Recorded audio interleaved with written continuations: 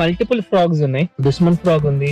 ఇదేంటి ఇది? Buoy pad pressure పెట్టుకుంటున్నారు దాంట్లో. మ్యాన్ F1 ఫోర్స్ ఏదో ఉంది ఆ ఫ్రాగ్. ఇది నాకు లాస్ట్ టైం ఒక చోట వాడినా, నాకు ఇదంతా నచ్చలే. ఇంకా ఇది తెలిసిందే కదా, కాస్ట్లీ ఫ్రాగ్ నా దగ్గర ఉన్న ఫ్రాగ్స్ లో కమ్ ఫ్రాగ్ ఇది. దీంతో పాటు చిన్న ఫ్రాగ్స్ ఒకవేళ ఇష్టపడతాయి అంటే ఇది కొంచెం సాజీవ్ మీ పంపించిన హ్యాండ్ మేడ్ ఫ్రాగ్ ఇది.